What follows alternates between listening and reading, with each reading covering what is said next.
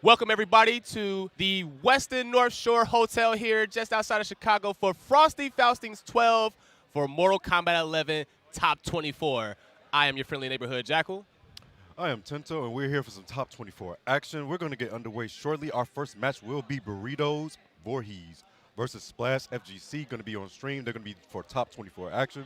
Top 24 is going to be ran for the next about 2 hours right now. Some of the losers matches are going on right now as we speak. And then we're immediately going into Top 8. And we're going to see who's going to take this tournament by around, I'm going to say, 3 o'clock-ish. Top 8 is going to be starting. Yes, and it's definitely going to be a treat for you guys. We got a lot of killers set up here. The Midwest is in the building, of course. Midwest is one of the unsung heroes of the FGC, true and through. And we got some new faces here for you guys. One of the wild cards of the bracket, K7 Showoff, with that nasty Sub-Zero play on the weird side. We also have Katana Prime, Burrito Voorhees, Splash coming in from New York. That's a happy melting pot of so much talent here for you guys. It's definitely going to be a nice treat. Loser side bracket, of course, Shark-Infested Waters. Shark-Infested Waters. And it's only going to get worse, folks. In that Shark-Infested Waters, we do have a couple of KI players. Wheels FGC actually made winner side top 24. Yes. And Nikki is in loser side of top 24. So the KI players have been coming over and showing their work. Cusco is also down there in that losers bracket. And yeah, we have a very, very interesting loser side. Really want to see the outcome of that loser side coming up. Yeah, definitely had a lot of strong players showing up to play for this tournament. You had E-Dog, Stabs. Stabs also actually qualified for Final Combat through the Northern Arena. Most people do not know that. We have actually 2 qualifiers and for the Final Combat being Stabs and Splash that's actually playing. Right, so again, like you see, folks, melting pot. A whole lot of damage is going to be on the screen. Definitely looking forward to seeing what happens here, folks. We will be starting soon. We're just getting things ready to go here. We once again appreciate all of you for coming through. Frosty Faustings, great event. 2 days straight. 2 days. 2 days. We get everything done in 2 days. Sunday is the chill day. That's when everybody relaxes. Chill day. Friday, Saturday, non-stop. This is also the first tournament where Frosty Faustings featured their first 24-hour venue, which is also awesome as well. You see, folks, we are at a brand new venue. It's lovely. It's beautiful. If you were not able to make it out this year, definitely make plans to make it out next year. Shout outs to the Frosty Faustings team, of course, for always putting on a great show. And everything is running smoothly. Everything is running well. Everybody gets a chance to shine. So many side games. So many side games. So much going on at once. Mystery tournaments going on. The mystery tournament's always fun. I just saw some people playing Doom on the side. Multiple top 8s going on right now. Street Fighter also going on in the other ballroom. Just a lot of action going on here. If you guys can make it out next year, please do. Like I said, it's a 2-day event. You can leave on Sunday. You have to spend all the time here. Or you can stay for the 24-hour venue to play some video games, enjoy yourself, get some Chicago food. Y'all know y'all love the pizza. Get out here. Yes, and in regards to the Mortal Kombat 11 tournament, this is the last Mortal Kombat 11 major happening before the last chance qualifier. That's happening here at Skokie at the Night Gaming Lounge on March 7th. All right, so remember, folks, it's game time. Soon, all the cards will be on the table. You got the Pro Competition Finals coming up in March as well. So definitely keep an eye out for that. Now, this is not an official Pro Tour. This is not an official Pro Competition Tour event. However, this is a great chance for players to still keep sharp and definitely, just try to, keep the wheels turning for a little bit. Definitely a lot of experience to be had, and also a chance to just meet some new faces and, get exposed to those new styles, because that's another thing as well. You learn characters, you learn matchups, but you don't know players like that. So when you see somebody who plays a character a different way, it's always interesting to experience, because, of course, that gives you that extra layer of knowledge, like that depth that you want to see for you. Speaking of new players, Punk was actually supposed to enter in for this tournament, but sadly he did not come. And he said that he was going to take Season 2 of the MK11 Pro Tour serious. And he's actually coming to the last chance qualifier. Yeah. So I'm very interested to see how he's going to show up. Punk has actually been on a very smooth path as far as the NRS scene is concerned. You know, he's definitely been taking a liking to the NRS scene for the past couple of years. He started really making his way in there with Injustice 2 with the Black Adam play, and then with MKX, you know, playing Liu Kang, playing Johnny. You know, definitely just staying on that steady path. You know, not really doing anything too crazy because, of course, his main time is committed with Street Fighter, but Punk has shown that he is capable of playing multiple games at a high level, even playing Unis at one point. You know, and Dragon Ball and Marvel vs. Capcom Infinite. Yes, a man of very many talents. A very good game.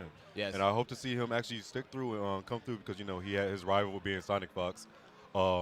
He always wants to make sure that they always give them a good challenge trying to go at him. So Sonic Fox and Punk, those two always want to clash, and Punk's like, you know what? I'm going to come to your Pro Tour event. Yes. I'm going to try to take your money.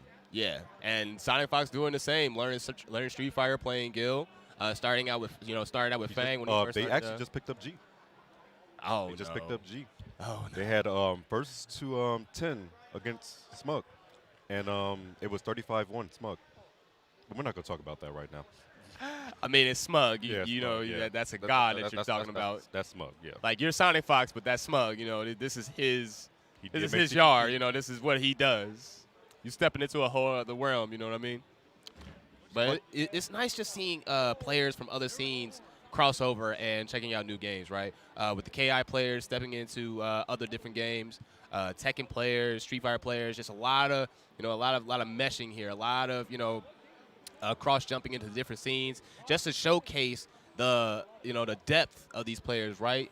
The overall level of skill, because you often hear about how these players, they're only good at one game. You hear that, you tend to hear that a lot. So when you see these players and they step it up and they're managing to actually make waves in these other games, it's always nice to see, because then it makes things more interesting, right? Because now you're curious. Now you want to see how far they can go. You can actually learn so much more from playing the other game and then getting back to your main game. Like me playing Dragon Ball and then going back to Mortal Kombat taught me a couple of things that I might have not noticed.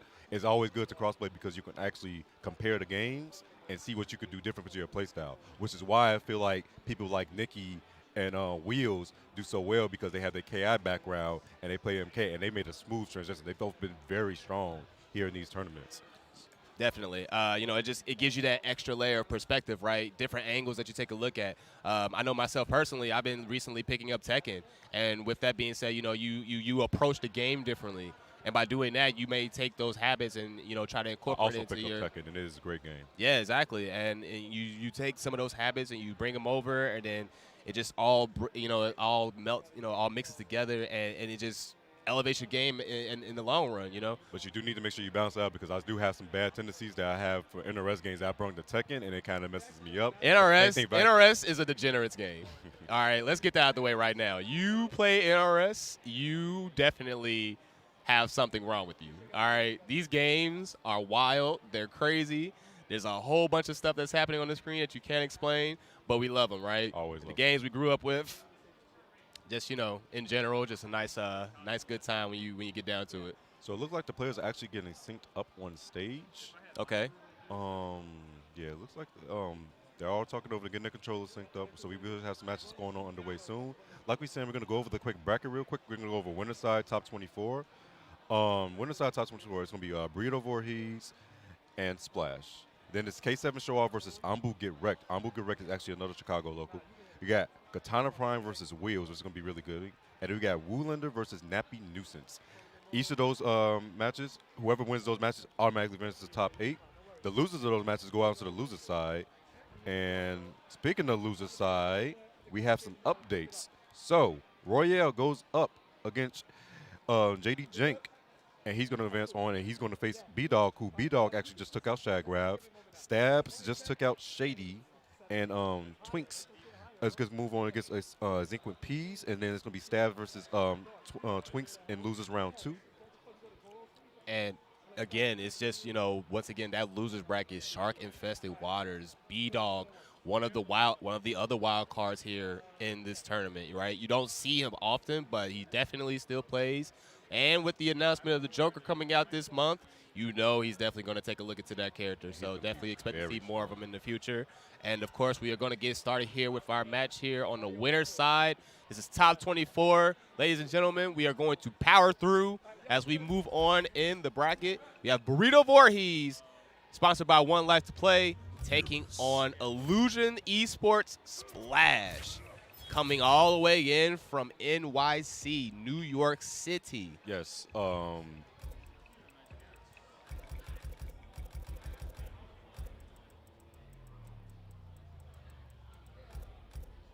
right, so Burrito Voorhees, a well-established Garrus player. Splash, Kung Lao main in his own regard. Splash, easily one of the top Kung Lao players of this season. And Burrito Voorhees, one of the most well-established Garrus players as well, easily in the conversation for top 3, top 5 Garrus players in the scene. Running that new era, he's the only new era ever. So, like, new era, the people always get to say, this is going to be a slight butter check here, ladies and gentlemen. New era is said to be the weakest out of the 3 variations, yet it's still, that does not discredit that as being a strong variation at all. It's just the weakest out of the 3. New Era has very good setups, especially off the rewind time. Most people do not know, forward 3 into rewind time is actually +4, making corner setups dangerous when you mix up the command grab and hit 6 frame down 1. Now, I'll have to disagree with you on that. I believe New Era is one of his stronger variations. I truly believe, like before Eternal was made official, I think New Era was better than the Infinite Warden. I understand Infinite Warden has more damage, but just the sheer mix-up potential, having a true mid command grab is really dangerous. But we're getting started here, folks. Splash immediately with the corner combo. Nice, healthy damage, 334 for your troubles. Need another jump kick to the face, but gets the punish, going to go for the side switch, breaks the back, tosses to the corner. Games begin. Immediately breakaway. No meter on Splash's side. Up to note, Splash is using Lotus Fist. So in order to use Orbiting Hat, he needs to have 1 bar defensive meter and 1 bar offensive meter. So breaking away from combos becomes very dangerous for him and takes away his potential to get max damage. Right now, neither character has a full stick of butter at this moment. However, Splash almost having full resources once again. Burrito Voorhees having 1 piece of each bar, but it looks like he's going to take the first round. Hey. Splash was in control for most of that match, but when Burrito got his corner game started, everything seemed to go downhill. All right. Now, in this variation for Lotus Fist, Hat is a high, so he does have the opportunity to duck that and possibly punish the recovery. But Burrito Voorhees maintaining his corner pressure. Splash trying desperately to get out. No dice here. Ooh. Gets a jump kick, get over, 23%. Goes for the down 2 and eats a jump kick to the face. 4-4 action going on here. Lots of damage. 400. The sweep. And in this particular game, Splash actually hasn't even used the Orbiting Hat setups just yet. He's just doing just pure Kung Lao things, you know, using that jump kick, using that 4-1. 4-2. All right, here comes the setup. All right, there's that Orbiting Hat. Clothesline. We're going to toss this man up in a 5-second throw. Breaks the back. Advancement. Fatal blow is in play for Garrus. 1 confirm. We'll take it. Man grab. Stand 1 into it. That's a tick throw. All right, now Burrito Voorhees has something to do here. Takes him all the way to the corner. Rewinds time. That's going to be a punish. Burrito Voorhees. That was very smart. Right there at the end, he actually rewinded the time and had enough time to block and punish the dive kick as Splash was trying to get out the corner or going for the chase down. Yeah, Burrito Voorhees definitely a Garrus specialist. He was always posting new tech on Twitter, always finding new stuff, even in this stage of the game, right? Definitely a character that he truly loves. When the character was announced, he said right off the bat, this is my character. I love this character's design. I love everything about him. Definitely can't wait to get my hands on him. And since then, he has been putting on a clinic. And every tournament he travels to, you know, coming out of Ohio, he always makes something happen. He always makes something stick. And right now he's showing that, you know, he's definitely doing it. All right, so we're going to move on to Shang Tsung's Island Ruin. A fan favorite, luckily making a return back here in MK11. These stages look incredible, by the way. All right, Burrito Voorhees here, putting that Sand Geyser out. I really like he's taking advantage of using as he gets tossed to the corner, gets a big fist to the face. And that was a crushing blow. That was max distance. He's really setting up nicely with the timer on the low sand trap. All right, Burrito Voorhees here trying to fish with that fist cancel, no dice. Ooh, big jump kick, but did not get the conversion, but gets the throw. Now, something that something that you want to pay attention here too, right? Is they're starting to get the flawless blocks on the counter pokes. That is danger knocking because if either of these guys start to pick up on that and start to capitalize using the up 2 or up 3 reversals, then the opponent's going to start having a really bad day. Caught him swinging on a rewind time, and Burrito Voorhees just simply puts the sand in his feet, and he takes a hammer to the chest and taking the first round and actually putting himself on set point. Yes, folks, for those of you that do not know, these are 2 out of 3 sets. We were blessed at KIT, but we are now back to business as usual. So Burrito Voorhees here looking to make short work of Splash. Splash fighting back. 2 grabs immediately, and also a jump kick going at it.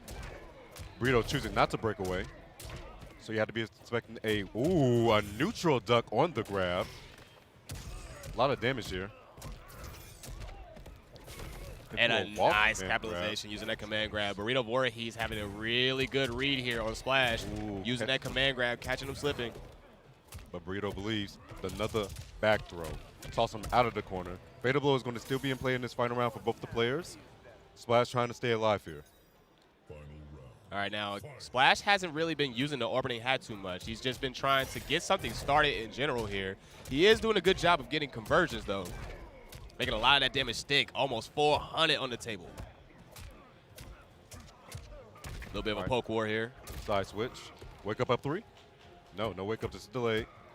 Yeah, in this variation, you have to be very careful with your resources as Kung Lao because using that up 3 can be very detrimental when you start to try to use the orbiting hat here. Gonna get the punish on that. It's -10 on that hat. Gonna put him back to the corner. Fatal Blow is still a big factor. All right, nice conversion there for Burrito Voorhees. He does have Fatal Blow. He misses the second uppercut. That is a crucial drop here, but he looks like he gets another chance. And Burrito Voorhees is going to take out Splash and send him to the loser's bracket. All right, strong showing there for Burrito Voorhees as he moves on to top 8. Winner's side. Splash, clean stuff. Splash is no means out of this. He's going to be in the loser's side. And his next match in the loser's side, we're going to check for you right now. That was A. So that means he's going to play the winner of Stabs and Twinks. Now, Stabs, another wild card in this regard, right? Don't see him travel too often coming all the way from Canada. Definitely going to be interesting to see how far he could take it here. Showoff and Stabs are definitely going to be some really interesting people to see in this tournament, right? Yes. There's so many killers coming in from just almost seemingly out of nowhere, right? You know, you haven't seen these guys for the majority of the season, and next thing you know, they're showing up, and it's like, wow, you know, these guys are really making it happen. So once again, folks, we are here for Mortal Kombat 11 Top 24 action at the Westin North Shore Hotel for Frosty Faustings XII. We appreciate you all coming through for this tournament. We are going to be powering through these brackets as we go straight from Top 24 to Top 8 action in the next couple of hours. So we definitely hope you guys are enjoying yourselves here at home. Once again, I am your friendly neighborhood Jackal. I am Tinto. And we are going to go ahead and keep it moving here. We are going to get started with the next match. We have K7 Showoff versus Ambu Get Rekt. So Ambu Get Rekt is a Chicago local here. He really known as the Justice 2 for his good Atrocitus play. Translates over to MK. I have not seen much of him traveling, but he's always been coming out to local events. K7 Showoff, as we just heard, New York local. A little newer to the scene, but an excellent Sub-Zero. Always proving the threat. And taking out the likes of Forever King, I forget, is the tournament that he did it slips my mind, but showing that he can hang with the top dogs. All right, so we're going to have Sub-Zero facing off against Aaron Black here, more than likely. Get Rekt, a true and through Aaron Black main. K7 Showoff, dedicated Sub-Zero main. So now, the interesting thing, I don't know if he's going to run Dead of Winter or Thin Ice, and I feel like he should run Thin Ice in this one. I personally think he should do Dead of Winter. Especially with Get Rekt running 52 card pickup, having that enhanced Scud shot, running Dead of Winter with having given the opportunity to counter zone that. Now at that point, it's pretty much who has beater, but it is definitely something that can definitely make something happen. So Get Rekt here, very, very strong showing, always makes it happen. Doesn't get to travel too much because of course young boy. Got to go to school first. You know, Always stay in gotta go to school. first. We all in school out here. I'm in school, but I graduate this semester, so get out of here. Congrats, man. Congrats. Thank you. Appreciate it. All right, so we do apologize, folks, but we will be getting the audio resolved here. Somebody had plugged their headset into the controller, so Yeah, a little technical difficulty. Give us a second, ladies and gentlemen. yeah, PS4 boys. To advance you guys a little bit more in the loser side bracket, Royale just actually went down to B-Dog, so Royale is out. B-Dog needs one more to make top 8. Still do not know who's the winner of Stabs and Twinks, but they will be going against Splash to make top 8, whoever wins that match. Almighty Adonis, that's a Gears player, I believe. He beat Fuel Punk, and he needs one more to advance to top 8. And Cusco, moving on in the loser side bracket, and also needs one more for top 8. So pretty much everything relies on these last few sets of winners matches on the winner's side, and we'll decide who's going to make the rest of top 8 on the loser side. All right, so we are going to go ahead and get started here. Ambu get Rekt facing off against Showoff. It's going to be a very interesting matchup here. Oh, no. Showoff, running Dead of Winter, Sub-Zero, definitely has the ability to keep Aaron Black contained from range. However, Aaron Black having so many slippery buttons, right? All of his crouch pokes very fast, all of them low profiling. Definitely has the ability to, you know, kind of keep you contained, right? So we're definitely going to see who gets started first. And very interesting to know, both of these characters have a crushing blow on their back throw. All right, no punish on that. So throws are going to be a very prominent feature in this game. Ooh, 4-4, boost to the chest, pressure. All right, Showoff here has a very nice health lead here. Definitely working on trying to keep that. The back throw. Walks over. Breaks the chin. Down 4. All right, Showoff trying to, you know, space him out there using that down 4. Ooh, nice cancel. Poke into the shield bash. All right, this is where Sub-Zero shines, that deadly dangerous corner game. Ooh, gets the overhead fatal blow. Yes, okay. So, Rekt is going to spin his fatal blow, but he's going to secure the first round. Fatal blow is not going to be a factor anymore. You saw a lot of Showoff. What Showoff likes to do, I've noticed from his pool play, and he's like to get his down 4 pressure started, and as soon as he gets the hit, he's going to 4-4 so he can start applying pressure. But Rekt has been very lenient, aware of those pokes, and has been stopping his pressure. All right, Rekt here with 1 round on the board. Definitely has some real estate to work with here. Read. Gonna hurt 29% here in the corner. All right, Showoff trying to maintain that corner pressure, but Rekt taking the bold way out and jumps out. Full string, gunshots, jump kicks to the face. Reads the stagger. And this is a very slow match, right? Because they both know that they have the ability to keep each other contained. Nice breakaway. Plus frames, the low. Yeah, you can see here, neither player really taking a huge risk here. Rekt trying to get something started with the back grab. Showoff doing a really good job here, you know, taking those real small opportunities and turn them into big ones here as he takes the next round. Great read there, Showoff, that knowing that he was going to go in for it. Revis did a back row and was able to whip punish the back 2. All right, Poke War City. There's been a lot of jumping around lately. Nobody's doing any interest, scared of those jump kicks. All right, Rekt here. Of damage going on as he's on that ass as he took that last that string. He's bounced down to 25%. Nice conversion. Side switch into the shield bash. All right, Rekt getting popped with that down 4 here. Air. About 25%. The overhead. Gonna have the meters to break away. No, he does not give him the chance. I wonder if he tried to react. Because, you know, everybody says you can react to it. Everybody says you can react for it too. But that's going to be the first game going to K7 Sean. Staying composed. All right, Showoff here, not doing anything crazy, you know, just taking his time, just slowing the gameplay down. Doesn't really start the maniac stuff. Doesn't really start the crazy stuff until he gets into the corner, starts making use of those mix-ups, understanding that Rekt wants to get out of the corner. He does not want to sit there, and it's very and for good reason. That's a true 50-50 character in your face, so you don't want to have to deal with that. Does not want to deal with the mix. Immediate down for a check. Going to get the throw. Stumps on the head. And Showoff just getting a lot of mileage out of that down four here. You know, just using that to space him out, really frustrate him, get on his nerves. Not really looking for anything huge, just, you know, trying to keep that spacing. Ooh, almost conversion once again, but breaks him immediately. That's going to be a trip guard. Acid, down pokes. Another one. Ooh, nice back dash to read on the back two. Another 29%. Ooh, 30%, I'm sorry. All right, party time for Showoff here. Here's the mix-up, grab. No defensive bar on his side, so he can actually do whatever he wants. Gets the overhead into the fatal blow. Now, that's actually really smart that he did that because it's actually really hard to juggle in the air to get the fatal blow conversion. This should be death. Yeah, Sub-Zero having one of the highest damaging fatal blows. Does not scale at all. That axe is coming for you. Round 2, fight. Showoff puts himself on set point. All right, get Rekt here trying desperately to get something started here, but Showoff just having an answer for pretty much everything he's doing right now. 4-4 meter burns it. Hits the kneecaps. Bop. All right, nice corner combo. All right, it's now party time for Get Rekt here. The chip damage, the DOT. Stacking up all over the place. Showoff definitely working from behind here. Scud shot. Cancel. Meter burn on the ice ball. Advancement forward.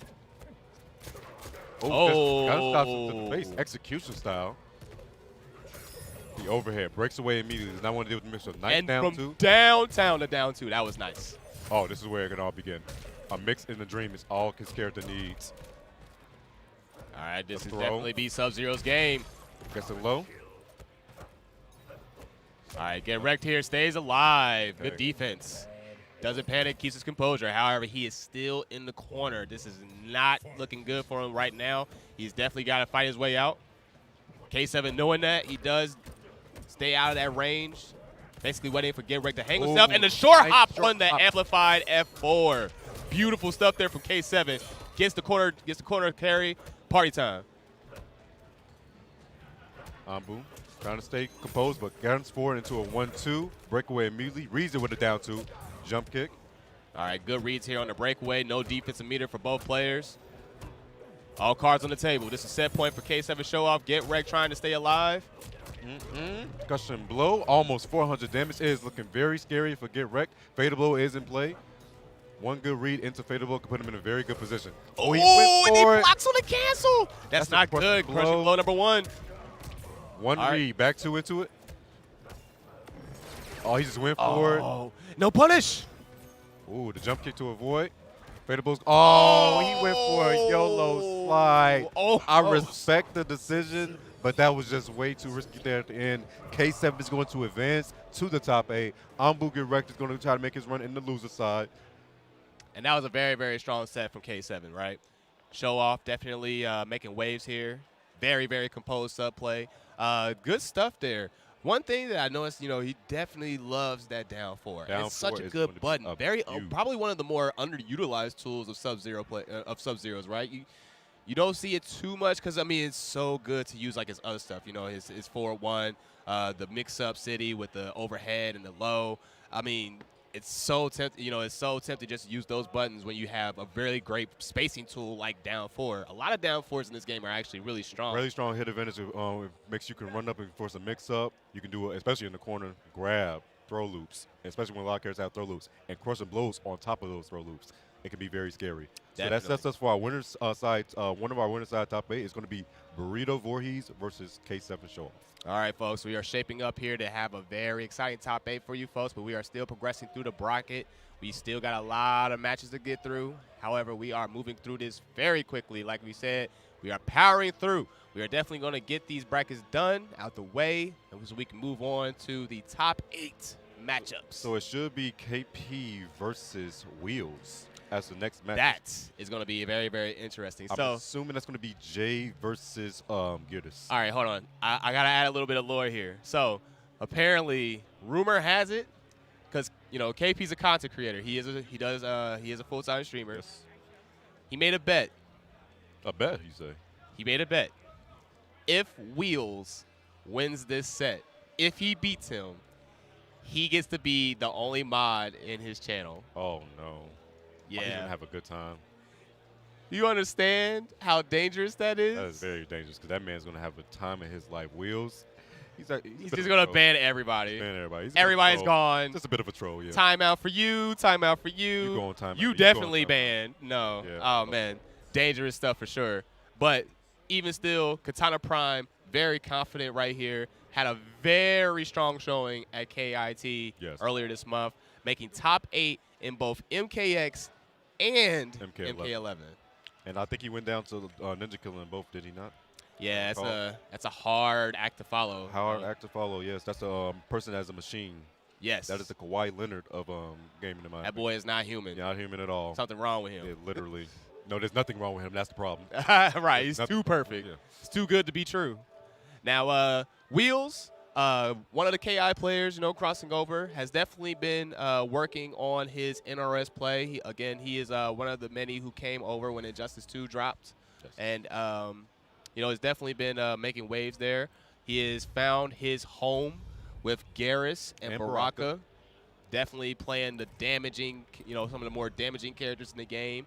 Plays the Infinite Warden variation for Garrus and plays the Marauder variation for Baraka. So definitely has all the tools that he needs. And it's very similar, and it's kind of akin to the characters that he played in KI, right? Yes. KI, he played Gargos, he played Tusk. So he's used to having that big boy damage, right? Always having that big boy damage. It's always been his shtick. He had a bit of a nail biter actually in pools. He was up against LK Shady. Shady was the 7th seed in this bracket. He's also a Chicago native, very strong in the local scene. And they was going down to the last match. Wheels switched over to Baraka from Infinite Warden and took it over Shady and advanced it to the top 24. Yeah, very, very heartbreaking stuff there. A lot of people here hungry. A lot of people here definitely trying to make something happen before that LCQ. Regardless of the fact that this is not an official pro competition tournament, still, these players are putting it all on the line. They're putting their hearts into this. Everybody wants a piece. And it's a good Nobody wants to go home early. Very good practice for the offline event before you got to go there. So getting that little offline nerves out of your system before you got to go to the LCQ is really good. So they took advantage of this. That's why Splash came out. That's why K7 come out. And because they're pretty much going to be all back here within a month to try to make that last chance qualifier. And last chance qualifier is so sad because only one makes it out. So that second place person. Oh yeah, it's going to be a bloodbath. Man, imagine getting second place at that tournament. Oh, that's like that. Like. Somebody had made a poll. They said, would you rather get 9th at EVO or 2nd at a last chance qualifier? Honestly, I would take the 9th. I would take the 9th. I would take the 9th at EVO. Knowing that I was so close to get to an LCQ, I was like, yeah, I'm taking that 9th at EVO. Yeah, free. 2nd at last chance, that's only one. There can be only one, and you were not the one. At least with 9th, it's like, there's room for there's next time. There's no next time for the last chance qualifier. Yeah, there's room for improvement. And EVO's not the pro competition finals. All right, let's be real. It is a legendary event. It's a great event, prestigious. But it is not pro competition finals. So the one chance you had, the last chance you had to get in there is gone. That sucks. That is that would heartbroken. I couldn't even imagine. Couldn't even imagine at all. So we're going to have Wheels on player one side. Look like taking little jabs at KP with the character select screen. Think about it. Garrus and Marauder, he's going back and forth. And you have KP on player 2. Looking like he's going to they're doing a little counter pick war right here. All right, KP here, a true citizen of Adenia, rocking strictly Jade and Katana. He is a Katana player through and through and also loves Jade. And this being the first game that Jade has been in where she has been I'll let KP hired to go right back into it. Yeah, fairly no button check. We going right into it. All right, so we got Panda Global Gaming's Katana Prime facing off against Self-Made's Wheels. All right, some back and forth action here.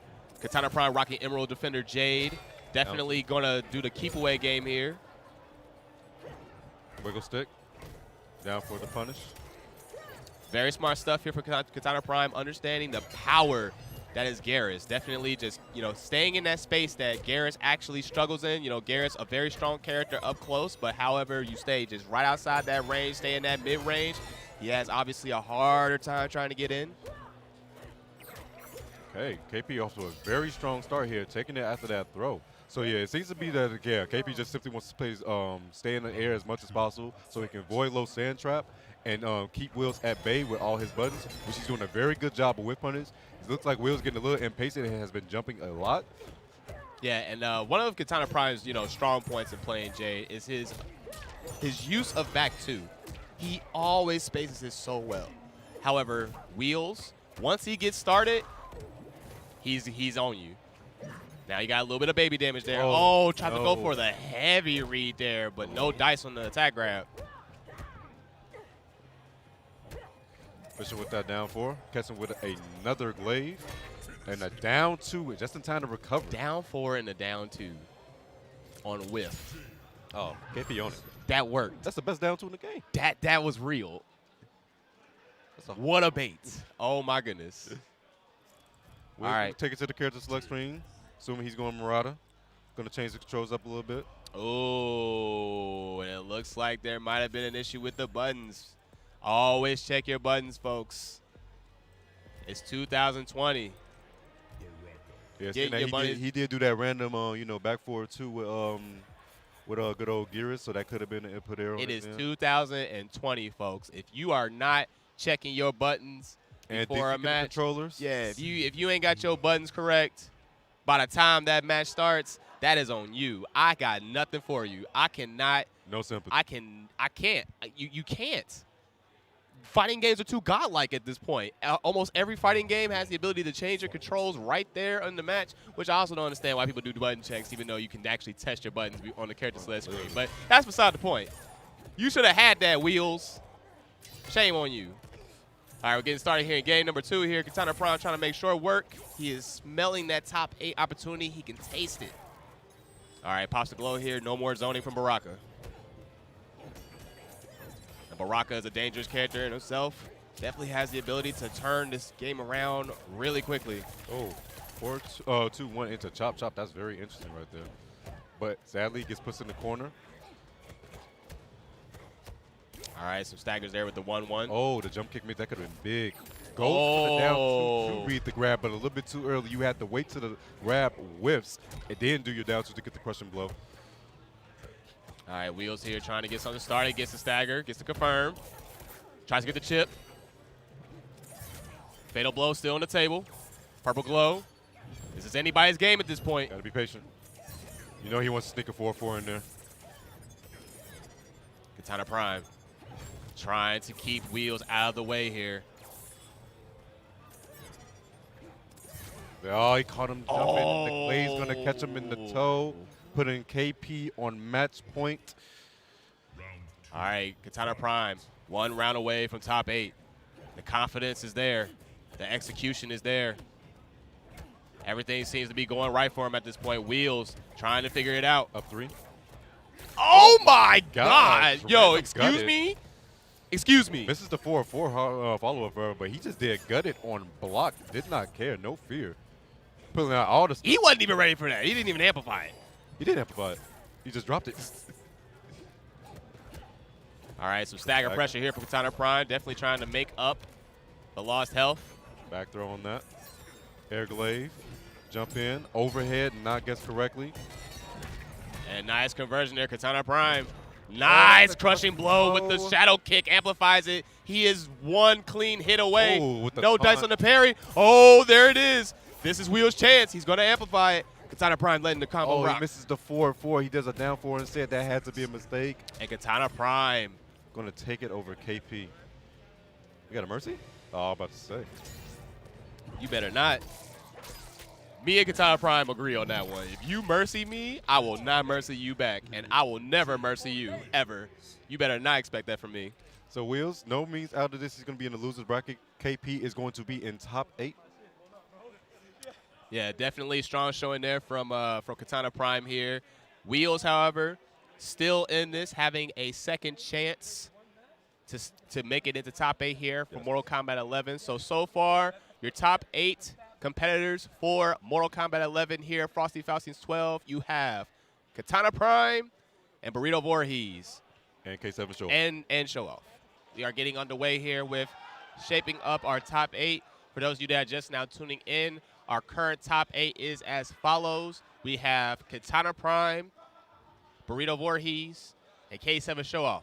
Those are your current top 8 finalists on the winner side. However, loser side still going on. We have Splash, Get Rekt, B-Dog, Wheels, a lot of killers here in the building. We also have one more winner side match for you guys to round out our winner side for top 8, and we are powering through these brackets. So we're going to go ahead and get started with our next match here. We have MCG's Woolender facing off against Nappy Nuisance. Yes, here at Frosty Faustings 20. They're going to be our last winner's side top 24 match. The loser of this will be playing on the loser side, and they will be going up against Almighty Adonis. All right, folks, so we are getting underway here. We have Frost versus Cetrion, a matchup that you rarely see here. Definitely interesting to see how this plays out. Looks like they're going right into it. So Woolender is not actually a spring cleaning. He actually uses Force of Nature. Force of Nature has the ground pound, and he can do the cancels just as you just saw and mix up the timings and throw off everyone. Yes, and it's still Cetrion, so she still has all of those crazy good space control zoning tools, right? Gets the punish on the ground pound. Going to switch sides, kiss him with the low, break away immediately. Goes for the full string. Now, Nappy Nuisance is playing Ice Machine, which does give some access to that very strong dive bomb, as you saw, that dive slide. That's actually the dive bomb is actually the third variation. The first variation is just his setups with the ice shield. This is the one that actually gives him the freeze. Yes. Okay, gotcha. Clearly not a Frost player over here. So we have Frost at our local, very good. Study all that matchup with that amazing down 3 anti-air that Frost has, so be aware if you are jumping. However, Woolender doing a great job here with space control, using that empty cancel in the air to get the spacing and the timing for the zoning. Nice anti-air. Oh, nice read on the 4-2. Now, this may be an opportunity for Nappy Nuisance to switch to that third variation, right? Having access to that dive kick might be the edge he needs to get past his zoning, right? Because this is annoying. Yes. This is ridiculous. Oh, went for the hard read. Did not have the read to extend. And that's going to be almost it. The Flames. Woolender taking that pretty convincingly, in control all the time, most of the time with the zoning, throwing the rocks. Rocks R+ on block, which gives her pretty much a guaranteed ground pound afterwards. All right, Woolender here, trying to make short work of Nappy Nuisance. So 2 new faces here. That's the beautiful thing about these kinds of tournaments, right? The regional tournaments always bring out the unsung heroes, the dark horses, if you will. All right, Nappy Nuisance showing some adaptation here, trying to slow the pace down, slow the pace of the match down a little bit. Woolender holding that boulder. Throwing in rocks. She earthbender now here. She is the avatar. Rocks are being thrown everywhere. He can't jump them. All right, Nappy Nuisance trying to figure this out here. This is a variation of Cetrion that you don't see often. Oh, gets in. Push him back to the corner. Going to keep him standing. Oh, no, he just goes for the automatic knockdown. All right, Eat good the mix up roll. You're not an Autobot. You're not rolling out of here. Forward throw at that. All right. Goes for the down 4 into the head. And Woolender is challenging everything from Nuisance here. Not just, just not giving Nuisance a chance to really get started with anything. Very smart. They use the vines to throw him back into the corner so he can get the corner position. He has all that real estate behind him so he can walk back and zone once again, which he is going to continue to do. Ground pound going under the projectile from Frost. Jumped a little too early right there, holding another rock. All right, Woolender doing a good job here, just seeing what Nuisance does, not really committing to too many options off the bat. As you can see, using that boulder. However, the shield stopping that boulder. Hopefully, Nuisance starts to use that shield a lot more. And Woolender not really giving him a chance to with the ground pound.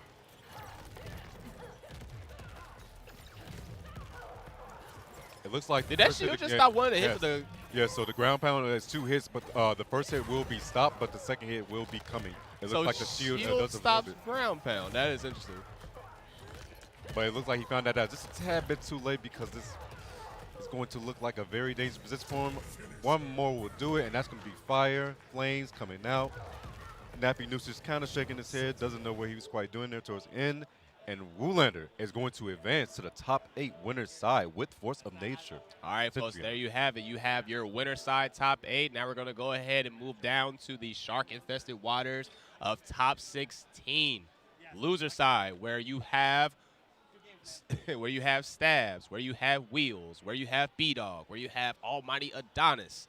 So many killers, so many folks just ready to make things happen. Definitely a lot of chances for some upsets here, a lot of interesting matches to be had.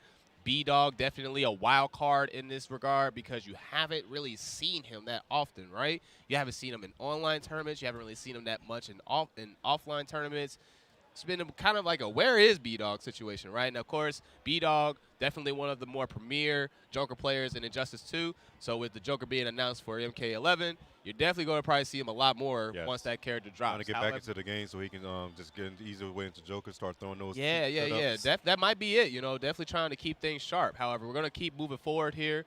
It's Wheels, losing that match Katana Prime, definitely a little hungrier in that regard, right? Definitely wants to not go home early, especially with the rest of these other players.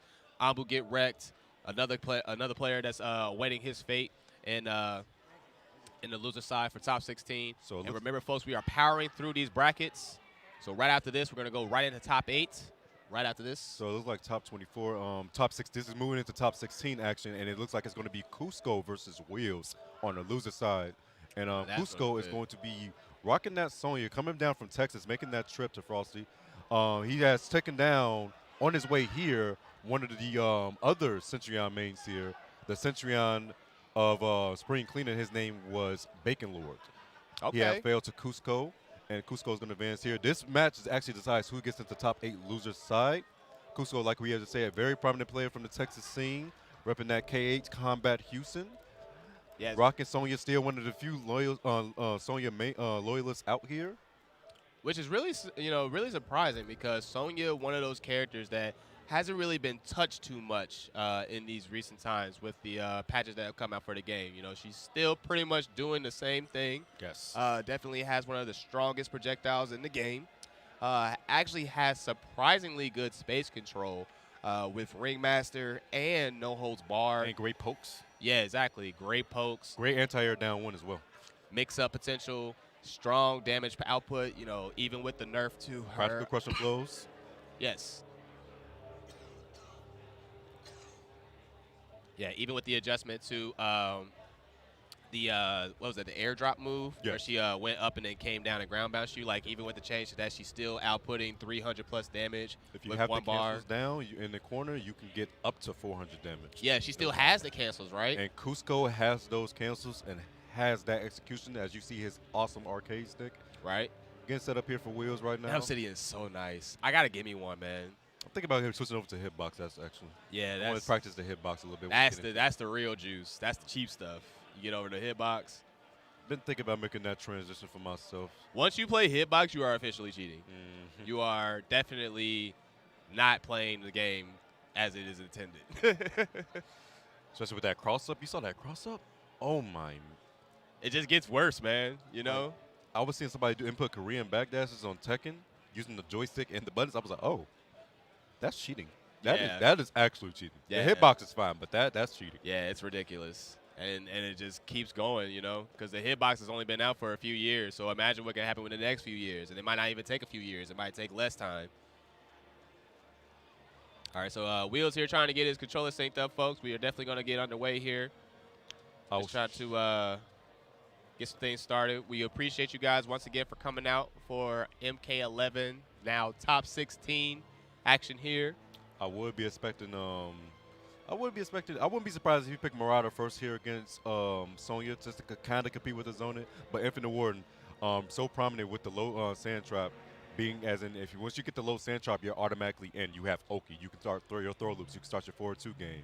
You can start pretty much whatever you want after you get that sand trap after a good read on a projectile. But it becomes dangerous because Sonya, with her amplified projectile, the second one, if only the second one hits, it's a crushing blow. You hold 24%.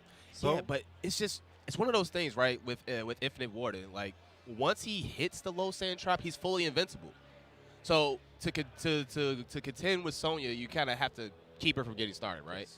And Garrus is one of those characters that's really strong at snuffing her out. So, you know, she can't really zone him. He can trade with her. He can go pound for pound with her on the mix-up department. And not to mention one of her, you know, main poking tools, one of our main mix-up tools, starts out as a high. And with Garrus having a 6-frame down 1, that is incredibly crucial in that matchup. Incredibly crucial. You can pretty much mash it at any time on her. So Cusco is going to have to be very careful if he picks Garrus, in my opinion. Definitely going to have to be very careful there. All right, looks like the players are going to get started. I have to check a couple buttons right now. Mm-hmm. Make sure everything's safe. Make sure the health bars are lower for you guys. No pause delay. How dare you? Come on, guys. We have this great tool here, this great, you know, setting that Nobody can prevents us from DQing ourselves from because we mashing a little bit too hard and you're not using it. But hey, I'm not the one up there. So we are now getting underway, folks. A quick, check of the buttons. Wheels learning his lesson from the last match. Cusco, of course, business as usual. So we're gonna have some Sonya action facing off against Garrus, Infinite Warden. Now again, this is gonna be a very interesting matchup because, of course, Garrus having that low sand trap, 16 frame startup, fully invincible once activated. So again, like you were saying earlier, having the ability to just get in there pretty much at will. But Cusco, very smart player here, has perfect ability to adapt in these situations. And he's also playing Ringmaster, which means he has access to the air projectiles as well. So being able to have access to that added space control, having the downward air projectile as well as the straight air projectile, means that he does have the ability to stay out of the way of the low sand trap a lot more frequently in this case. All right, going right into it. After the button check, everything's complete. Everybody's thinking like they're going to be okay. Okay, we're actually going to character select for a moment here. Looks like Wheels sticking with Infinite Warden. I expect Cusco goes right to Ringmaster Sonya. All right. Top 16 action for you all. My favorite stage, Karan Ship. I just love the music on this stage. Yes, and the winner of this will be moving on to top 8 loser side. Loser will be forced to watch the rest of the tournament from the bleachers, the sidelines, spectator mode, all that. Mode activate. We're going to decide that in just a moment. Early's going to come out of here. Oh, and a short hop there. She does actually have an air projectile and Ringmaster that she can use. Speaking of which, right there, plus. And a nice body splash there. Wheels getting started early. There's going to be a healthy combo using the breakaway immediately. You do not want to do with that. We respect being shown by both of the players already. Both capable of knowing what they're capable of. Plus, besides the back away. I respect it. All right, Wheels here playing the in and out game. Oh, challenge the press frames with a back 1 full string. And Garrus, such strong options up close. Having that jump 3, the body splash. Nice block there on the enhanced ring there. And the wave dashes, you see that movement? Oh, you see the movement? Yes, he's going in. My guy's clean out here. He is looking really strong here, Cusco. Now, up to note, yeah. Although also being that Sonya has a 4-3 that is plus, it also low crushes all most of the lows that's in the game. So it's very important to use. All right, one more clean hit to do it for Cusco. Wheels getting a stagger, but does not commit. He's got to believe. Fatal blow is in play for both players now, and it will kill. Cusco. Oh, went for the down 2. Trying really hard not to get caught slipping. Oh, blocks the fatal blow. Do Great stuff from Cusco. If chip wasn't going to be a factor, the time was. Oh, gets the low sand trap. Breaks the neck. Down 3. Oh, the forward throw. Breaks the young man's neck. Dashes up. 4-4. All right. Now, Wheels going to have to make something happen here. You know, Cusco's definitely taking more liberties here. He understands that he has got the momentum right now. Getting those mix-ups in. And like you said, those cancels is party time. Look at the damage. 400 damage off of 1 cancel. Did you guys see that? Nerf wear all, but the anti-air was a failed attempt as he holds a jump kick to the face. Interruption. Wheels has studied the tapes. Going for the max damage right here. Going to be upwards to 400. And that is crazy. One hit is all it took. Wheels immediately putting us in his favor. Does the back grab. What's the mix-up? Oh, tries a fatal blow, but gets caught. Start up. Remember, the armor does not start up after for the first 5 frames, and Wheels catching it beforehand, doing a very nice job, and fatal blow is still play for both the characters. Up to note, in the latest, the 2 patches ago, Sonya did get a health decrease, so she has 950 health compared to everyone else that has 1,000 or 1,100. So that plays actually a very big factor when it comes to those last moments with fatal blow. All right, Cusco fighting his way out, getting that 4 grab. Plus range. Another 4 grab. Cusco taking the safe options here. However, Wheels, understanding that he was looking to bait something, takes his turn back early. Catches him. Going to put him back to the corner. The roll. Down 3 to check. All right, Wheels trying to fish for something with these staggers. The back throw. Oh, meets him in the air. Almost gets conversion. Another down 3. Goes for another anti-air. Gets punished for his trouble. No breakaway inside. Meets him in the air. All right, defensive meter is gone from downtown to down 2. Into the fatal blow. That's going to do it. And Wheels taking the first game in shocking fashion, getting that down 2 crushing blow. My man's really down 2, had it blocked, and went for another down 2. That is ridiculous. NRS, man. NRS boys. KI boys. NetherRealm. This is NetherRealm. KI boys are in the house. Mix in some NRS, mix in some KI. You get a Maniac. Got Maniacs in here. Okay. All right. Wheels definitely looking to push forward here. Remember, folks, the winner of this moves on the top 8 loser side. Cusco going to the character select screen. May opt to switch to no holds barred. Possibly. No, looking to stick with Ringmaster. May just be looking for a stage switch. Stages can matter in this game. They can give you some extra movement options, give you some extra approach options, or with just the taking that time to interactables. think is actually really good. Just taking that breather, like, okay, I got to understand that. I just got double down 2 it on. Take a breath. Don't let it tilt me. Yes, definitely. Take a second. Just think about it. All right, got some fresh duds here from Sonya. That might be the cleanest skin I've seen from her since the game came out. You see the hat she got on? I know, right? Oh, this is Corporal. This is Commander Sonya right here. Got a raspberry beret. You got her man in the back, Johnny K, supporting her. Plus frames. Yeah, Cusco seems to be, every time he has tried to go for anti-air, he's pretty much got blown up for it, so it seems like he's not going for it as much anymore. Yeah, Garrus is just one of those characters so difficult to anti-air because of how many angles he has to come at. There we go. Speaking of anti-airs, gets one right there. Going to spin the bar? No. Going to go for side switch.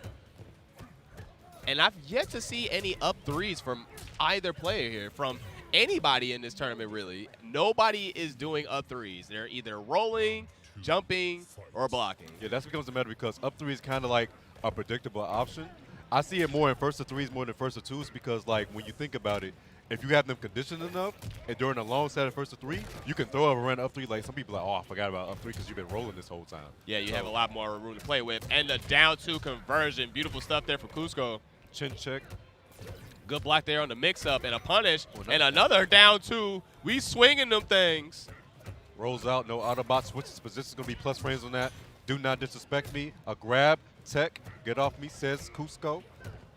Plus frames.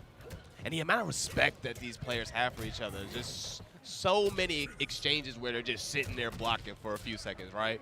Neither player really wanted to get blown up by the other.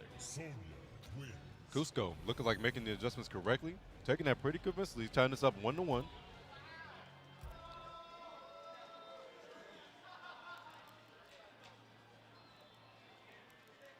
All right, so we are even up now, folks. This is for all the marbles. Loser goes home. Cusco using that short hop laser. Short hop ring projectile to keep the space control. Anti-air with the 4-4. You never see it, but hey. Nice. Tries to get the down 1. Stand 3 into the choke, through the sand, breaks away. And that was an interesting route, you know. Definitely very smart stuff from Wheels. There are characters in this game that have combo routes that allow you to basically see the breakaway, right? So that way you don't have to really overcommit, and therefore you have the ability to adjust and not get punished. Oh, gets caught out in the air. Throw, get off me, says Wheels. Text to grab, unhand me. All right, fatal blows on the table for Wheels. Oh, it's going to do it. Cusco making a full momentum swing, putting himself on set point, trying to advance at the top 8. Let's see if Wheels can make a turnaround. Now, in those situations where Cusco's getting the crouch poke and he goes immediately into the 4-1 for the jailing pressure, you're not seeing counter, but you know Wheels is still getting hit. So you're just curious as to what exactly is going through his mind in that situation. Plus frames. Ooh, looks like he tried to go for a flawless block up 2 right there. Good say by the last edge of the screen. Gonna get the reversal throw. All right, still anybody's game in this round. Cusco definitely trying to make things work. Wheels trying to get something started, gets the body splash. No defensive meter on the bar. This is party time for Wheels. Ooh, beats out the down 3 and gets the throw counter. All right, what's the mix-up? Oh, gets low. mixed up on his own. Back to the corner you go. Cusco Below. sniffing out Block. those staggers. Good blocks, good blocks. Gotta be afraid of fatal blow. Oh, goes for the down 2. And Oh goes for my the fatal God! blow. And he gets the fatal blow. That might kill because she has 950 health, actually. And he boosted it, so that means there's going to be a good amount of damage there. Oh, it killed on the last hit. That Final game, final round. Oh my gosh, 950 health. People do not think it plays a factor, but it definitely plays a factor when it comes to those fatal blows. All right, Wheels is feeling it now. He's chucking out those sand traps. He's looking for something. He wants those crushing blows. He's ready to make that damage stick. Plus frames. All right, Cusco fighting for tournament life here. Overhead. Drops a drone on his head. Oh Down my 2 from almost goodness! behind. I got one too. Oh, and finally an up 2, but not a clean punish. Cusco making it work right now, has a healthy lead, and another down 2 from downtown. Not having none of it. Going to get the conversion. Breaks away. Oh no, that is a critical whiff, and no punish. Oh, the down 2s are flying. Oh, that didn't no, work out for him. big. No defensive meter. Wheels got to make something happen right now. He has no health to play around with. Throw He loop can right barely there. take chip. Oh, wow. Oh my goodness, and the interrupt off of the delayed wake up. Oh, he should have timed that meaty better, and it cost him the match. Cusco is going to move on to top 8. Wheels, strong showing, but he's going to have a 9th place finish. We'll see Cusco later on today, but unfortunately, that's going to be the end of Wheels.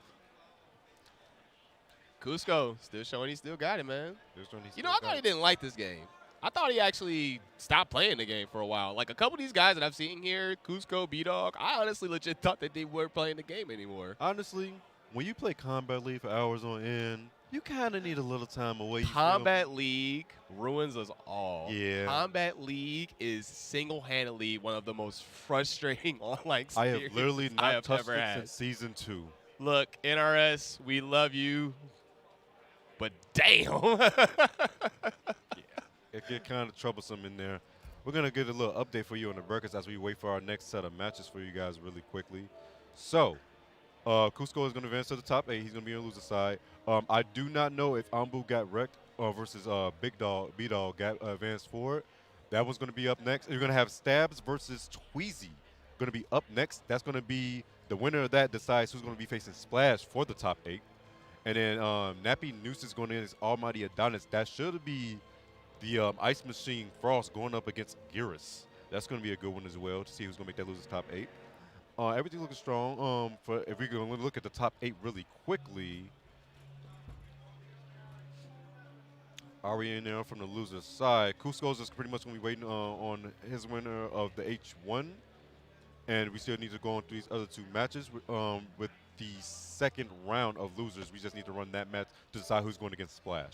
All right, folks, so you hear it right there. We got plenty of matches on the way here for a top 16 loser side.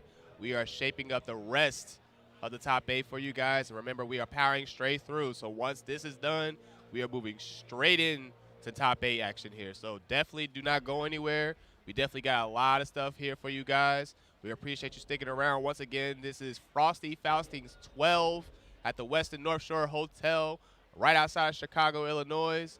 It is cold out here. Yeah, it's cold outside, man. It's Every 25 year. degrees. Every snow. year at Frosty, there's a winter storm.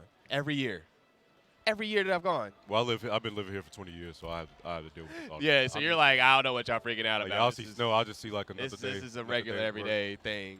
I'll come out there and say, Like y'all not from, y'all new here. y'all Florida boys and you West Coast. I am actually California. from Ohio, Yeah, so from Ohio? I see snow and I don't freak out. I don't understand what snow is and what it does, and that's cool. People like Katana Prime though. And it's still KP talking about he be Listen. on the streams with a little tank top. He was like, I'm not used to this. He's like, you got a winter coat? this guy. asked if he had a winter coat. He says, well, I only got a hoodie out here when it rains. He used to Listen, tropical storms. This guy is an anomaly.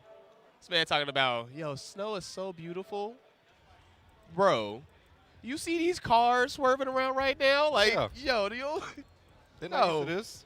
Yeah, In Florida, they used to tropical storms coming at them left and right. Yeah. They're not used to no snow. Ain't nobody got time for this. They used to flooding. They're not used to seeing ice on the ground.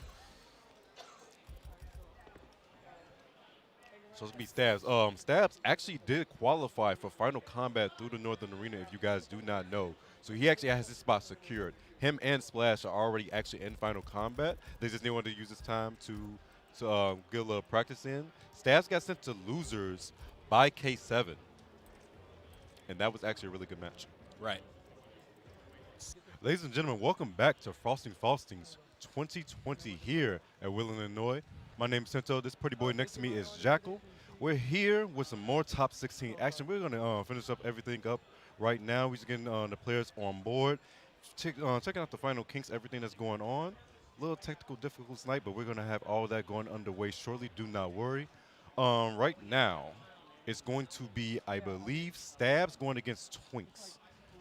Yeah, Twixie, I think. Twixie, yeah. Yeah, Twixie coming off a beautiful second place finish for Soul Calibur, by the way. Oh, he did? Yeah, I recognize his name, but I was like, I don't recognize the inner. That was a Cinderella story and a half. Oh. Yeah, the craziest thing is he didn't even expect to make it that far. Apparently, he thought that he was not going to make a grand finals for a game ever again. And kind of a good reason, like he was a pretty much the Pokken player of last year, like of the last couple years. He won 14 Pokken major finals, like 14. Oh my gosh. Yeah, the Pokken's guy not an easy was, game. including Evo. Poken's not an easy game, ladies. Yeah, the guy was a monster, and I guess he felt like after doing all of that, right, after that point, like I guess he felt like his time might have been done for the spotlight. Time is never. So like he just kind of started like checking out other games, Soul Calibur, Mortal Kombat, and he did so good last night for SoCal. That was ridiculous. Yeah, I'm glad he did. Yeah, Congratulations. and only losing to AXL's Rich Sticks, which is easily one of the top players in the country right now Yes. for Soul Calibur. Guys, you got to check teammate, out that Soul Boom. Calibur scene. That Soul Calibur is actually a good game to get into. Oh, Very yeah, nice definitely. going on. It's such a great game to watch at high level. Like Yes. a lot of games are great to watch at high level, but Soul Calibur I think doesn't get enough credit It doesn't. for. Glad they got a tour though. They got their tour announced. Getting their little sponsorships in, getting their viewerships up, so they're going to be able to get a chance to get that exposure that they need because they are excellent, especially here in Chicago. Yes. Yeah, definitely. So we appreciate you guys coming out once again. We do apologize for the technical difficulties. Of course, we are working through this as best as we can. We are just trying to get some things straightened out. But for those of you that are just now tuning in, we have already gotten the winner side of our top 8 squared away. As it stands right now, our winner side top 8 is as follows. Panda Global's Katana Prime, K7 Showoff. We also have MCG's, how do you pronounce it? Woolender? Woolender or Woolender? Woolender. Yeah. And to round it out, we have, thank you. And to round it out, we have One Life to Play's Burrito Voorhees.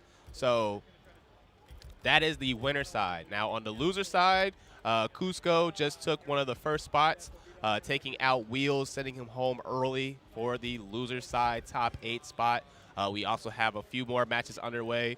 We have Twixie and you said Adonis? Yeah, Adonis going to be on loser side top 16. So, yeah, Woolender and Katana Prime going to go in the top 8, and then Burrito, Voorhees, and K7 Showoff is going to be All right. So we are getting started here, folks. No button check. We are good to go. Twixie rocking that patented Scarlet. So the winner of this does not actually advance to top 8. They advance to face Splash, and then that match is for top 8. Okay, got it. So blood-infested water, folks. Loser gets sent home early. Stab's thinking hard about this. This is actually going to be a kind of a tough match just for Frost, in my opinion. Scarlet, it's depending on what variation the Scarlet he's using. If he's using the first variation, this actually could be a slight problem for Frost. Yeah. Because slow ball negates. If she does not get shielded, slow ball can actually negate a lot of stuff. Ooh, Yeah, but, but he's got that dive kick, Yeah, that dive bomb. Yes. I wonder if the low projectile will actually catch him with the dive bomb. Possibly. However, like you said, slow ball definitely has the ability to negate some of that stuff, right? All right, using those staggers. Oh, catches him. Ladies and gentlemen, we apologize. We're going to get lowered health bars for you guys. Can't quite see it, so you guys are going to just bear with us. All right, so Twixie getting some health back here. And for those of you that do not know, Twixie is on the player 2 side, Stabs is on the player 1 side. Nice down 2 there for Twixie. And that was a full 2-1-2, no punish? Letting it fly. Now, this is no by any means over because 1-4-4 into fatal blow. Oh, try to get the conversion, no dice. 1-4-4 into fatal blow would have did it, but we got a 4th throw at that. Health is about even. Goes for the tongue, misses. Amplify on that. Lots of chip damage going in. Oh. It's caught by the ice burst going at them. Had to be ducking, but sadly he was in the animation of him throwing a low projectile, and they lost. All right, Twixie on the player 2 side, getting things started. Down 3 anti-air. Nice by Stab. Catches him with the low, but drops the combo. Now, Stabs definitely has one of the strongest Frost out there. Yeah. It's just that you don't see it too often. You know, so many players here that you don't really get to witness in regards to this, right? So this is definitely a nice treat to see here. Oh, and a nice down 2 there from Twixie. Plus frames, plus 4 on that. Oh, challenges with a down 1. Tongue. Yes. All right, a nice 2-1-2 there. Plus frames. Oh, chases down the backdash. Backdashes are so sad in this game. It's unfortunate. Oh, catches with the second hit of 4-1-2-2. All right, that's perfect. The health back, and that's plus, sir. What are you doing? Try to get him with the fatal blow. Remember, fatal that blow is armor does new. not activate till the 5th. After the 5th frame, catches him out to plus frames, as Jackal just said, and that's going to do it. Tying it up 1-1. Yeah, I'm plus, homie. You don't do that. Ooh, tried to go for the anti-air, but hey, dive bomb is down 3 anti-air once again. Has to spin breakaway. Catch him throwing the cabeza at her. All right, good blocks there for Twixie. Another Twixie, dive bomb however. punish. Yes, there we go. Twixie working off a pretty big health deficit here. However, if there's any character who can pull it off, it's definitely Scarlet, having the ability to gain health back off of any confirm. Plus frames. Oh, does. I like the dash up throw. They're going to be the back door at that. Push him close to the corner. Oh, there's a crushing blow on that also. But health leads are kind of not really a thing with Scarlet because since she can get some health back whenever she wants. There's another throw, but Tech, get off me, says Twixie. Another dive bomb. Oh, stands up just a little stands too up late. Gets early. caught peeking. That's unfortunate. All right, folks, so we're going to go ahead and get the health bars lowered here. That way everybody can see what's happening here. We do appreciate your patience, folks. And just to let you know, this is still for top 16. Yes. Winner of this will be facing off against Illusion Esports Splash. To make top 8. And then that will decide who's going to finish up our top 8 bracket. And top 8 will take place right after this is all done. We're going to take a little break, and then we're going right into top 8 for the more action for you guys. And we will crown a winner by sometime around 5 o'clock. Yo, what a timeline if Twixie makes this top 8.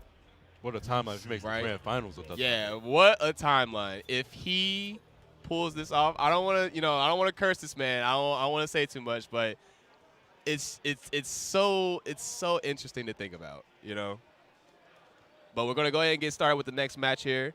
Stabs definitely having a good start off of himself. Oh, and a nice forward two to catch him using the interactable. Oh, look at the flawless block on the second hit. You don't see it too much, but he has the knowledge. All right, there's something you don't see too often anymore. That restand. Twixie is using Blood Drive. Having some flashbacks from the beta there. Oh, man, the beta. Oh, man, that was So much Scarlet pressure. that reset was so good. Oh, my God, so plus. Like, oh, my God, this better not be in the game. Oh, man. We wanted it to be in the game. Like, yo, let me use this all day. Going to get the back throw. Health lead is in Twixie's favor. All right, and Twixie is doing a good job using the Blood Ball to actually approach. A lot of Scarlet players would do the Blood Ball and just throw Blood Tentacle and try to zone you out. But Twixie is actually using it to get in. He's not really sitting back. Oh, misses his dive bomb right there. He's up 3 for his trouble. Oh, Reads and the a grab, down down two in the grill. Chin check. Oh, another one, and a false block on that at that. Not getting a punish on that. Let him get away with these dive bombs. Oh, no, that's going to be it with the fatal blow. Trying to go for the hard read. Yeah, Scarlet has very great range, but she did not have a really fast button. So it makes it really hard for him to get the punish on the dive bomb. He feels like he got the timing off a little bit on the 4-4. No, the 4-3-4 for the plus frames. So didn't want to risk it and ends up getting the round costed for him. Putting stabs actually on set point. Another down 3 anti-air. All right, nice counter poke there. Using the forward. Ooh. Dive bomb. Counter on that. The throw. Pushing close to the corner. All right, Twixie with the health lead once again has the ability to control the pace of the match. But that tongue dive bomb just giving barely Stabs missed a it. lot of mileage.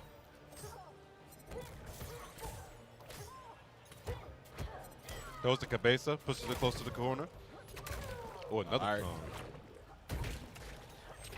Twixie here doing some great zoning, keeping him out. It's gonna be that should be yeses. All right, Twixie trying to stay alive. He has fatal blow in play too, and 1-4-4 into fatal blow. With, Final round. Scarlet is almost 500 damage. Yeah, Scarlet actually has a really, really high damaging fatal blow. Oh, get dunked on. Gets caught out of the air. Oh, wake up 3 plus frames. The All right. throw and escape. Oh, that is not good. That is not good. That is now primed. And Twixie's turning it up here, understanding he has access to that crushing blow. He is now taking advantage of that. Stab's been doing a good job of spacing out using those drills, you know, keeping Twixie out of the range of using his counterpoke, the counterpokes he has himself. Knowing that she doesn't have good counterpokes, good pokes herself, he's been abusing his down 1. And good blocks there from Stabs, staying patient. Fatal blow is about to become a factor. Got to be careful here. All right, it's pretty much anybody's game. Oh, that was supposed to be a dive bomb. Throws the cabeza once again. That's going to be it. Stabs advancing into the top 16, taking out Twixie. All right, Twixie, even though he's getting sent home, takes the loss in stride, you know, takes his placing with a smile on his face. Strong 13th place finish. Yeah, you know, kind of hard to hate the guy. Definitely doing his thing there. Shout outs to Twixie. Very, very strong performance here at Frosty Faustings this year.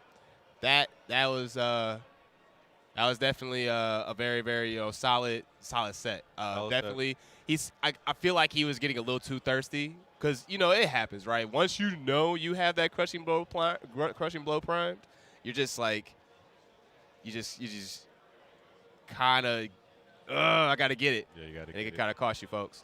Ladies and gentlemen, welcome back to Frosty Fausting 12 here in 2020, starting off the new year right with some more MK11 action. We're in the final bit of top 16 to decide who's going to get into the top 8. I am Tinto. Next to me here is Pretty Boy Jackal. And we're going to get things started off, I believe, with, I can't see who's on stage right now. I believe does that Get Rekt? That's Ambu Get Rekt and B-Dog. This is going to be a very good match. They're going to be going up against each other to see who is going to make that top 8 spot. Then next we're going to have Splash versus Stabs. Then ending off with Nappy, Nuisance, and Almighty Adonis. And those are going to be our last matches to see who's going to make top 8. They're going right into it. B-Dog, repping that outtake Johnny. This is the first outtake Johnny we've actually seen. Right. On the screen. Outtake Johnny, arguably one of the best characters in the game. Well, the best. Yeah, he's arguably #1 because he actually beats Lou and causes Centurion problems because of his mid projectile. All right, using that outtake DP, safe on Amplify. -5 on Amplify, which makes his counter poke game extremely scary. Oh, hit from behind. Man. We do not care out here. We pressing buttons. Oh, the dash up back throw breaks the arm, breaks the neck, closer to the corner. And Johnny's so scary, you know. He just commands respect. You see how he's just dashing in at will at that point? Very terrifying character to fight. You try to fight a man with some sunglasses that don't ever come off no matter what he does. I'd be terrified too. Oh, tries to go for the anti-air, gets beat out for his troubles. Gonna eat the breakaway. The back throw, switching positions. Stumps on the head. See, y'all see how the glasses still has not come off? This man is insane. All right, get Rekt here, getting some corner pressure going. But it's Johnny, baby. Ooh, in the downtown, and a conversion. To the ass. Oh, that's a crushing blow at that. Breaks away? No. Oh, he does. That went into it. They're going to continue to jump because jump kicks are the way. All right. Anybody's game here at this point. Oh, and the dash cancel out of the fatal blow. B-Dog takes game #1. Johnny Cage is the only character in the game that is able to throwing out those DPs. Johnny Cage is the only character in the game that is able to cancel his fatal blow and guarantee pressure afterwards. And the mix-up is just so strong. He could dash up into plus range. He can dash up into a poke. He can dash up into a grab, as you just saw. It can come at any time, at any point on the screen. That is special cancelable. Johnny Cage. All right, get Rekt here, looking to see what his choice is. Remember, folks, this is a 1st to 2.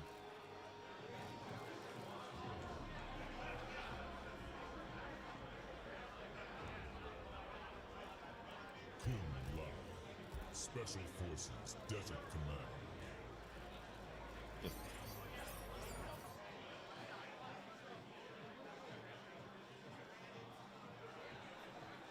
All right, folks, and this is the losers quarterfinal, so this means that the winner will be entered into top 8. Switches over to Lotus Fist, and I actually agree with this. In my opinion, this actually causes a little trouble for Johnny because now he has to guess on the poke instead of everybody else does. Yeah, however, outtake having those strong zoning tools there, using that mid projectile, not being able to, not giving Kung Lao the ability to use his dive kick too much, not being able to take to the air too much.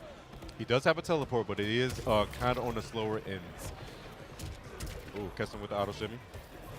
All right, get Rekt here, working on a huge health deficit. B-Dog already with some great real estate. No punish on the DP. And he's just throwing it out at this point. He doesn't even care. Oh, goes down with the spin. I don't think that was supposed to be spin. I think that was input error. That might have been hat, orbiting hat. I think that might have been an input error. Nah, that's a Kung Lao thing. I play Kung Lao. That was definitely intentional. Oh, he's trying to go for the back to anti-air. Gonna go for full combo, 22%. Not hefty, but something to start off at, nothing to slack off on. All right, get Rekt here, getting some quick damage on the screen using the jump 3. Jump 3 and a dive kick. That one is DP. No amplify meter on his side. Orbiting hat. More zoning coming out of B-Dog. Oh, no conversion. Drops the combo. All right, good blocks. Cancel. -5 on that. Gets a down poke. Jumps over the projectile. Goes for the low and gets the dive kick on the other side. Good thing by good Rekt. Now, get Rekt obviously is not, Kung Lao's not his main character. So the optimization isn't all the way there. However, the game plan is, and he is doing a great job there of just making sure that he doesn't drop these combos too often. Nice down. And it's making a lot of damage stick. There's no meter on Johnny's side. All right, gets a conversion there. Yeah, there's going to be a lot of damage on the screen. 37% into another hard knockdown. Jumps himself into a corner, requests a precision. Gonna eat a full combo because of that. Oh, goes for a random grab and throws again. And goes for another grab. That might have been an input error. Yeah, he's looking at the crowd. That was 3 grabs in a row. I don't think that was actually intentional at all. Might have been going for an interactable. Now it's the time to check your buttons. Remember, folks, this is 2020. Check your buttons, please. Yeah, that was no way. That It was is not the 3 game's grabs in a fault row. that you didn't do your job. Got to get it together, folks. All right. Johnny Cage. All right, he's going back to Johnny Cage here. Black Dragon Fighter Club. B-Dog. Trying to figure out what's going on here. Might be something with the controller. Staying composed. Trying to make sure that didn't get to him too much. Fight. Johnny starting off the match with a flip off. It's Johnny. He doesn't care. Oh, Johnny doesn't care at all. All right, B-Dog here taking Oh, a big lot whip. more of an aggressive approach.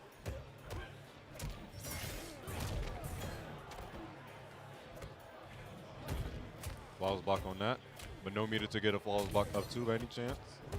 Plus frames. All right, health is about even.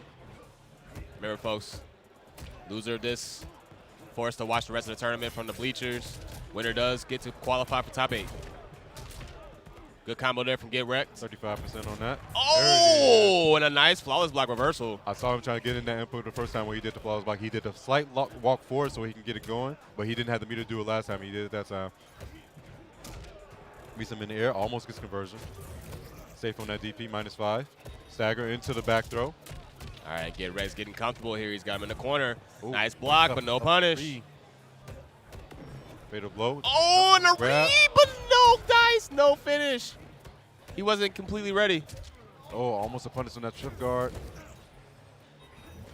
Anybody's Back game to at this over. point. Fatal Oh! blow. It blows up the armor. Lets with it the rip. grab. Armors through it. All right, now Get Rekt's going to have to do this the old-fashioned way. Takes the first round. Get Rekt sitting on set point. Fight. B-Dog looking to make something happen here. Oh, and catch on counter poke. Does not continue the combo though. That's the second time he's dropped it after the counter poke off the orbiting hat. Yeah. Dash switches positions, but puts himself back into the corner. Questionable decision. Get Off Rekt the getting zone. extremely lucky with these drops here.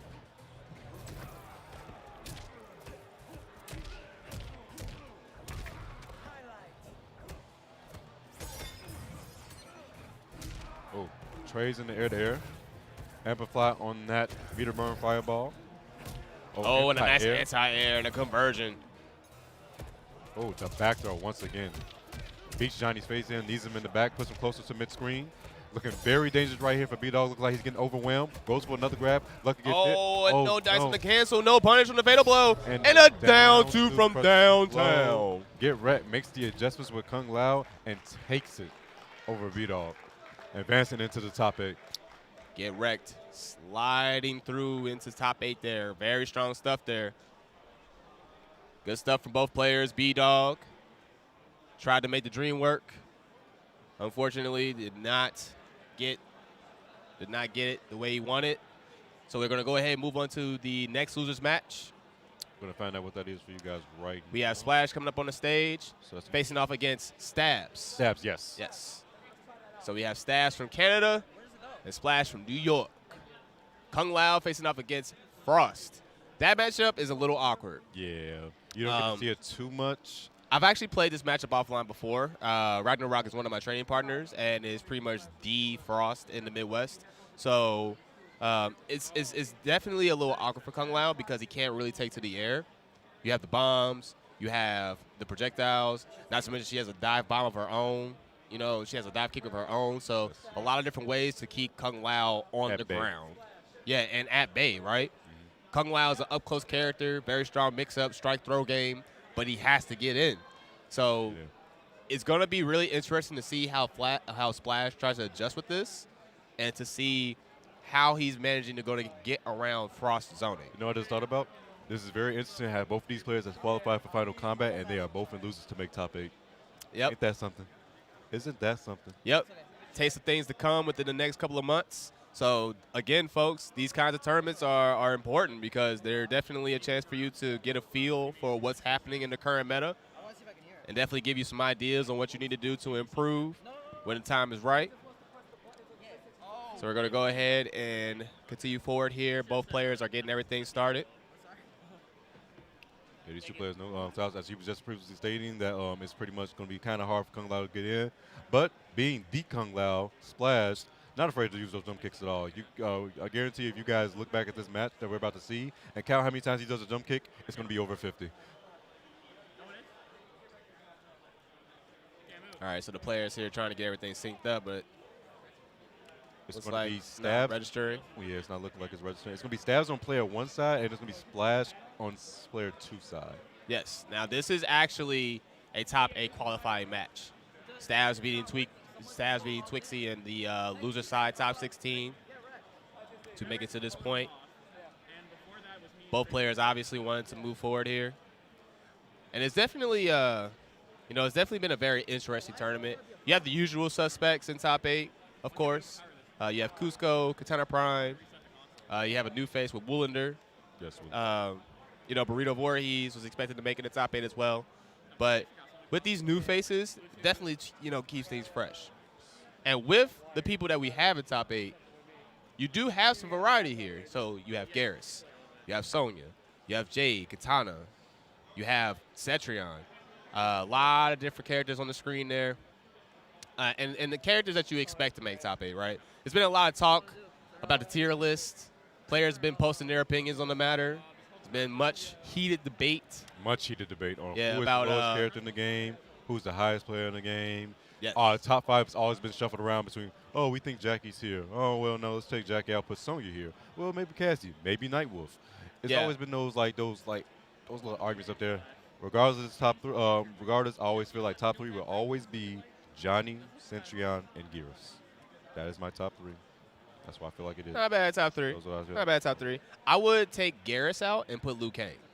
I'll put Liu Kang in 4th only because people are now finding exploits with him, because that's why you see him less and less. And because that's why, for example, that's why you see that Ninja Killer picked up Johnny, because he obviously sees the flaws that happens between Liu Kang. Now, yes, I still feel like Liu Kang is a top 3 contender, and he's actually, in my opinion, he's number 4. But it's just like, once you see the other characters and what they have, even Garrus can still give problems to Liu Kang as well if he gets a read on those flawless blocks and whatnot. So it's just all about perspective and what you think of the matchups. That's just how I feel about it. And that just goes to speak towards the balancing of the game, right? Because every time you see somebody's tier list, I mean, yeah, we have pretty much more or less the same top 5. Yes. The order might be a little bit different, but the general consensus is about the same. But once you get out of that, the moment you step out of that, it's a minefield. Everyone is viable. Truthfully, every character in this game is viable. Yes, some tools are lacking in some in others, but it is still, every character is still viable. Man, listen, I played Shao Kahn for the first 6 months. All right. Nobody's playing Shao Kahn except video games, yo. Shout out to Video Game Yo and the UK boys. That boy played Jax. Yeah, he played Jax. Don't give him no credit. He played Jax. But he and did make Nightwolf. Elder God with all Shao Kahn. He did do that. We will give him his That props. is true. Shout out to that man. Shout out VGY. We see you, boss. Hope to see you at Final Combat as well. He did actually, I believe he did qualify actually, if I remember correctly. Nivik also sneaking his way in there through the International Cup with his upgraded Jackie. Yeah. Upgraded Jackie also been a person who's been talked about moving up and down his tier list. There was upgraded Jackie here by the name of SA. Sadly, he did not make it to top 24, but he was actually a very listen, upgraded Jackie is terrifying. Very terrifying. Absolutely terrifying. People are like, oh yeah, just lab the anti-air. She can mix up the timing when she does her shrapnel. It is definitely It's not a fun time. It's like labbing the Denny Razors. It's like, oh yeah, just blow up a Denny Razor. You can choose how long you want to delay it. Right? All right, so we're going to go ahead and get into the match here, folks. We got Kung Lao, played by Splash, on the player 2 side, facing off against Stabs. Playing that patented Frost. Yeah, it looks like they're going to do a slight button check real quick, make sure everything's going right in this console. Hopefully that the health bars are lowered. Fight.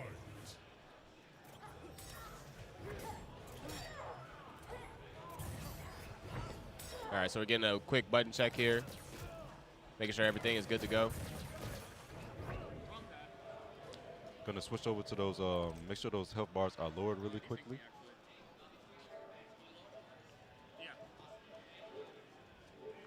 All right, and Stabs opting to go with a different pad here. He didn't like how that felt. comfort with your pad is actually important. Very important. You know, you want to have something that really fits you, because execution errors are definitely a problem here. So you want to make sure that you're good to go. Pads are the key to your heart. Most people have a strong connection with their pad. Some people do not feel that they will not win if they don't have their certain pad. I'm going to say this. The PS4 pad is trash. It is garbage for fighters. I'm not gonna lie to you. At first, I did not agree with that statement, but as time progressed and I've gone through my 2 controllers, I can see why you say that statement. Yeah, because, all right, when you first pop it out the box, it's not horrible. You know, it's doable.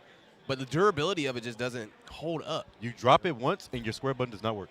Yeah, exactly. Literally. Just drop it once, square button doesn't work. I personally use the Hori Commander. I personally use the Hori Fighting Commander. So definitely one of the better controllers I've had the pleasure of using. All right, so it looks like Stabs is good to go. Splash is good to go. We do appreciate you guys' patience. We are getting into the match finally. This is real, folks. This is a live match. Winner will be moving on to top 8. Stabs on the player 1 side, Splash on the player 2 side. Frost versus Kung Lao. And it's Who you got? a preview of the final combat as well. These two can actually face off in final combat. So it's going to be very interesting to see. They're actually going to take notes. No matter what, both of these players are going to take notes of what's going to happen here in this match.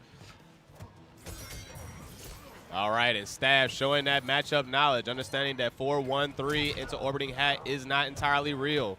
It does not work on the entire cast. Ooh, dash up into throw. I like that. Take advantage of those negative frames, -10 on that screen. Frost doesn't have a long reach and fast normal that can reach that far to punish it, but can at least check up with a dash. Dash up into throw.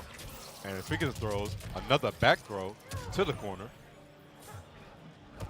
All right, and Kung Lao with that dangerous jump 3. Splash taking advantage of that, understanding the fear that that move commands.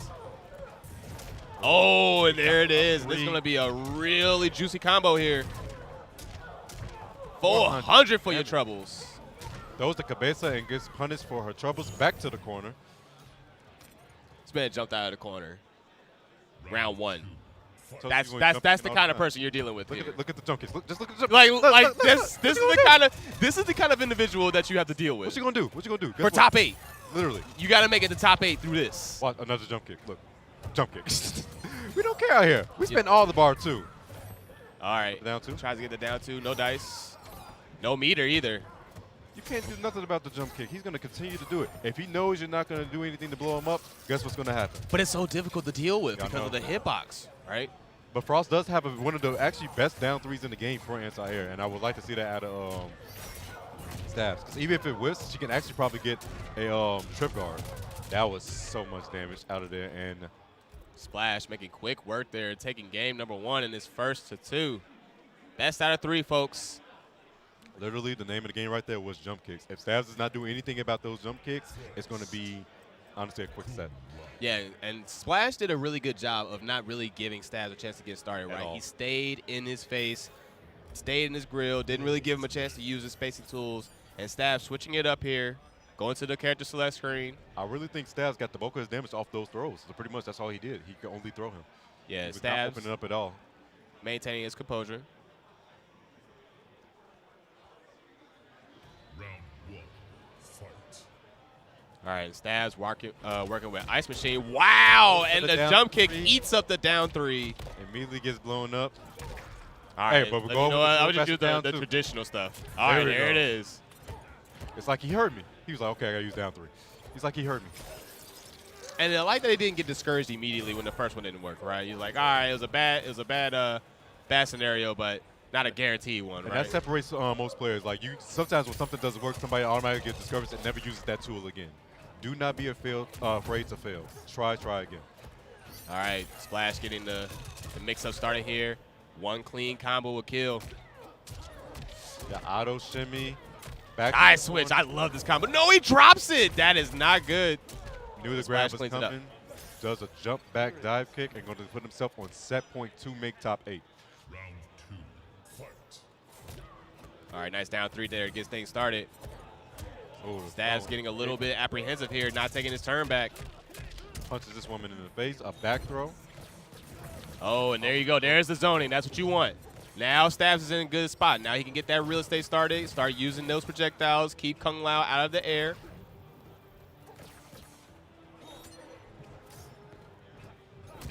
Oh, And a nice anti-air. Beautiful play there from Stabs, keeping that range, keeping that distance. Good zoning there. Stabs controlling the pace of the match. Very slow stuff. This is the grindhouse game. Just chip away and chip away and get that big read. Nice conversion there. Healthy damage. 374 for 1 bar. And a nice anti-air again. Splash trying to make something happen. Oh. All right, this is Splash's chance here.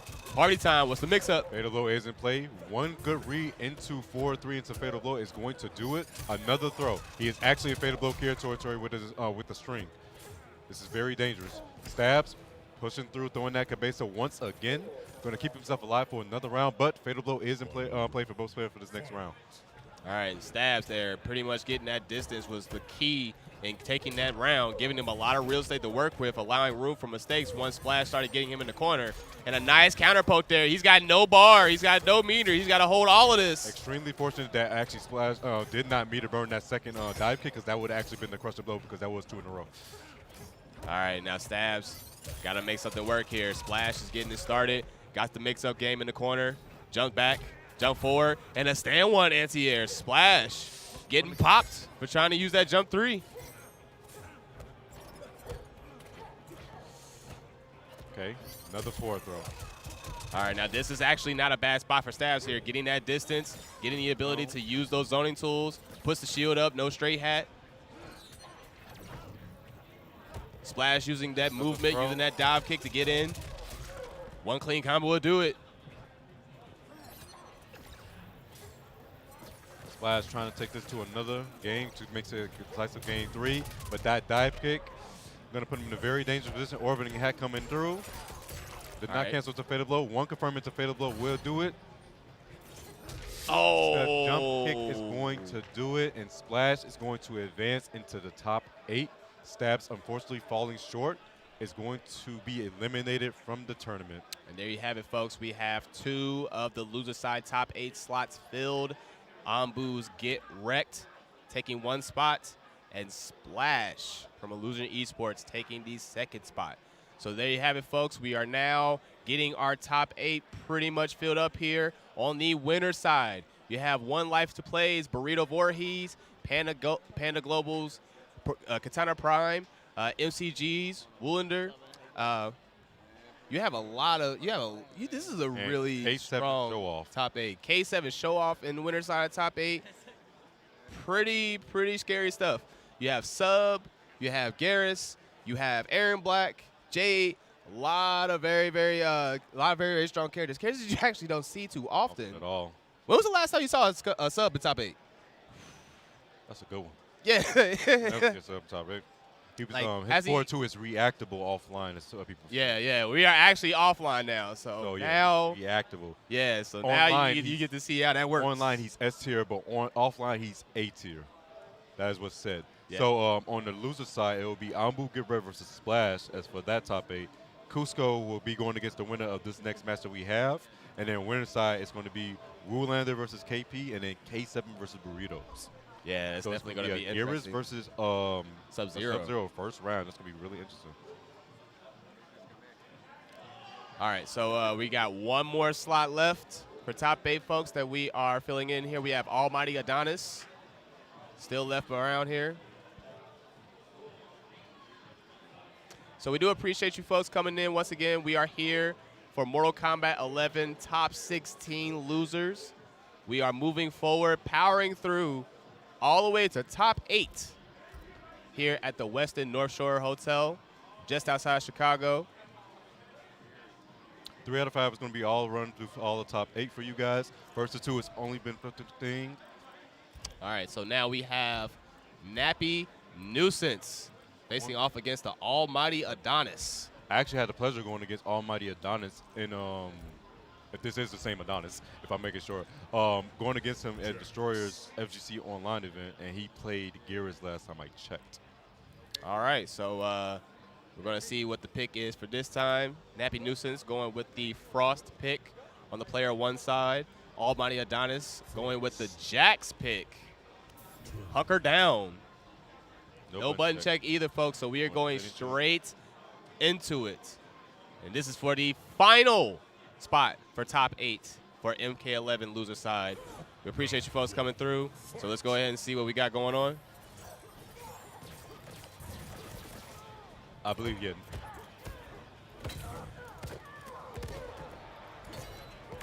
All right, that's some back and forth here from both players.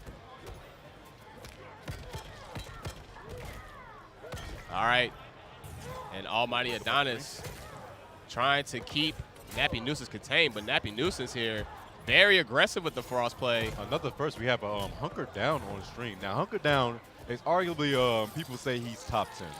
I disagree. I disagree with that. I do believe that Jax is potentially top 10. The reason that Jax is so strong is simply because that he is one of the few characters that, especially in Hunker Down, is that you do not get a chance to break away because all his crushing blows are pretty much on the ground. That's what makes him so strong, meaning that he has his comeback. He has the biggest combat factor in the game, but I still do not think he is top 10. Just outside 12, something like that. Well, Almighty Adonis here is going to have to show us what's going on here because he is now trying to work his way out of the corner. Nappy Nuisance taking the first round. Almighty Adonis, his sponsor, seems to be his number on the stream, by the way. I would not recommend giving that a text or a call. Frost is definitely one of those characters that has some really, annoying tools and just has some very unique opportunities to keep characters out and just keep them contained, to get on your nerves, basically. Oh, no dice on the jump in there. Because with the overhead, the bop, that's going to be a punish.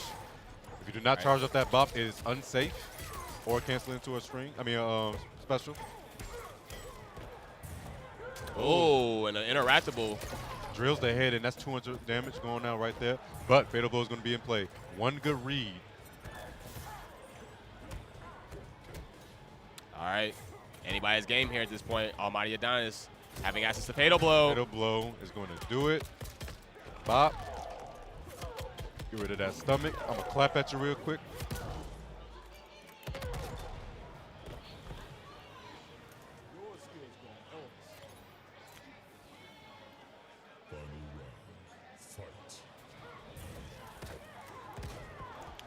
Get a bop here. Gonna heat up those arms. Going for the ground pound in the face. That was very disrespectful. Tries to go for the anti-air. Gonna get the staggers. Ooh, the command throw. Is he going for it? Oh, he almost got the crushing blow. That timing is very strict.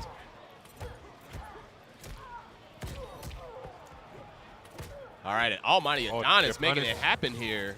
Side switch. Yes, gonna go for the dunk. Goes for the easy combo at that, too. 29%, nothing to slouch at. All right. Nappy Nuisance trying to make something happen here. He's got the corner pressure. Big whiff on that. It's pretty much party time. You got Fatal Blow. You got to make something happen. EX dash punch. It was really scary just now because he almost got that crushing blow with the command grab, but did not get it. Give me a poke on that. Another check. Oh, and then get the freeze. That's not what you want. And that's going to be a punish. Palm to the chest. You are not breathing anymore, and you are down. Almighty Adonis going up 1-0 against Nappy Nuisance.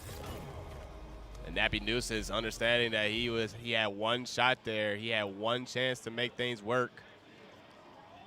He needed that.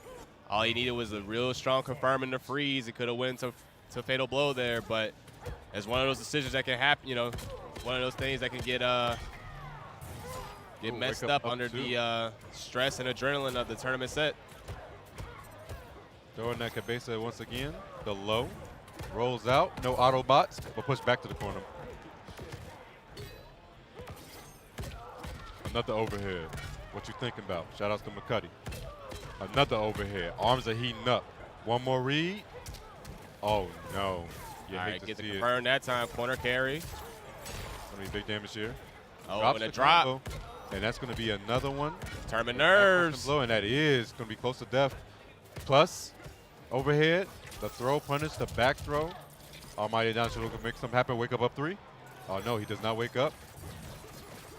Going to advance forward. Oh, down 4 anti-air. Very interesting. Almighty Adonis puts himself on top 8 qualifying point here up against Nappy Nuisance. Gets a trade right there. And Dash Punch actually interrupted that. That's crazy. Ooh, All right, a man grab. Switch sides. Is he going for it? He's going to go for it. Oh, doesn't get it. Crushing blow. Recent change to that crushing blow. A little bit more frames on that, little less frames on that tight real link for you to get it. Yeah, a lot less leeway there. Not as easy to get as it used to be pre-patch. Oh, I did it gets once the roll. I did it once in practice mode, so like, yeah, it's hard. All right, uses the heated arms for the Rockets. Down 4, advancement, the low. Looking very dangerous here for Nappy Nuisance, but here's a chance. Nice hit confirmed. Going to push him towards the corner. All right, this is Nappy Nuisance's chance. He's got fatal blow, but down 2 finds his mark for Almighty Adonis. And a little stagger into 4-3, and that's going to do it. Almighty Adonis is going to take it and advance into top 8, and our top 8 is going to be set for you guys. All right, folks, there you have it. So once again, on our winner's side, you have 1 life to play. Burrito Voorhees. You have Panda Global's Katana Prime. You have K7 Showoff. You also have MCG's Woolender. That is your winner side top 8. For the loser side, you now have Almighty Adonis, Splash from New York, Cusco from Texas, and you also have on the loser side, Ambu's Get Wrecked. So definitely going to be some interesting matches there to see, folks. A lot of variety on the screen, and it's going to be a hell of a show for you guys.